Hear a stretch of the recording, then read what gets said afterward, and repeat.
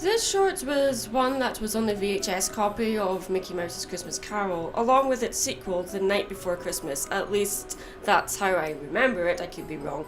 So much nostalgia with this one for me, but as we all know, the innocence of children often blinds us to some pretty inappropriate things, and the wondrous and magical thing about the majority of animated cartoons from the 30s and 40s, they're full of racially offensive images.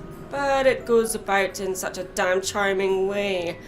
Besides, it can't be that bad, right? This Silly Symphony was released in 1932, and is the fourth Silly Symphony cartoon made by Disney to be in full colour.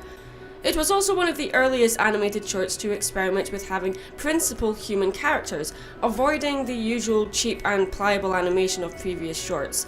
This made this particular short engaging to viewers, especially during the scene where Santa is reading letters from children, while his scowling secretary checks a book to see if the child in question has been naughty or nice. Well, Santa finds a list of all the people that Trump's peeved off in the last 30 seconds.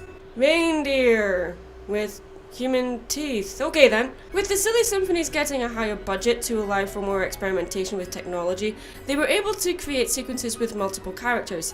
Keep in mind, this hasn't been done so much before, especially with human-like characters and movement. This beautiful short is brimming with activity and movement. You can rewatch this year after year and still find something you never saw before. Although much of the animation is recycled over and over, they had to rely on this, especially during the parade scene later on, which is still as impressive now as it was back then. At least to me anyway.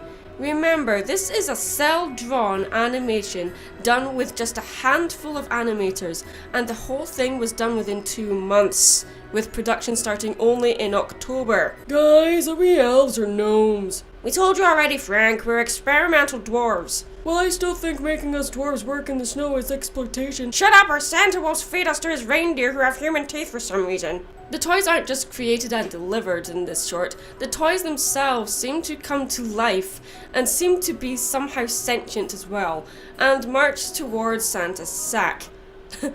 Sack. Yeah, okay, so the innocence of the 1930s has been lost, and scenes like the wooden donkeys getting... Guys, stop laughing! Wow, here's something you don't see every day. No, I don't mean men ironing, I'm not sexist. I meant seeing someone ironing and actually enjoying it. Actually, I think that is mainly why this cartoon is so enjoyable to me. The elves or gnomes or whatever they are hard at work and look like they are having so much fun doing it. It's a factory, things are automated, high-paced and repetitive, but they're all whistling and dancing while they work. It's actually pretty wonderful to watch. Were these elves and gnomes early tests for the dwarves for Snow White, do you think? Maybe. Being from the 1930s, I was expecting this short to have some questionable moments, and I was right. Not that I remember them or find them all that offensive, if I'm honest. It's a product of its time, and censoring certain scenes is understandable, but often ruins the whole cartoon, causing treasures like this to be lost in obscurity. The pretty blonde doll is given the stamp of approval. According to Santa, her arse is okay, apparently. Oh, yep. For some reason, I remember this one. Is that a gollywog? Oh dear. Yeah, product of its time. This is more memorable because of Santa's loud belly laugh at how enthusiastic the doll is. Shame it's really racially insensitive. Although I think it was meant to be a reference to the jazz singer.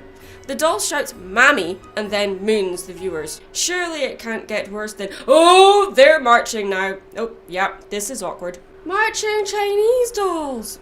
Come on, this is just a parade of racism and prejudice. I don't remember any of this.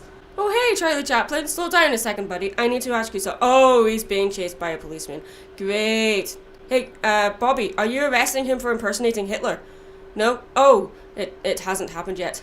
I knew that. You know, I just had a horrifying but at the same time mind-blowing thought. Can you imagine if this Silly Symphony was a level in the video game Cuphead? Like, all the way through the level is just a parade of racially insensitive toys and the final boss is this Santa.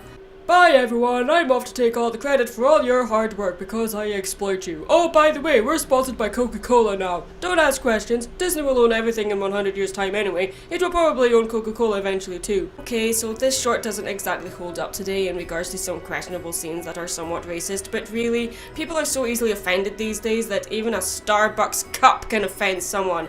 A bloody cup! Because I mentioned Cuphead earlier and couldn't think of a tie-in joke for it, I thought I'd just squeeze that one in the end. These are the jokes, guys. I really am scraping the bottom of the barrel here. This is the world we live in, folks. Can't say, do, or animate anything without offending someone somehow. Oh boy.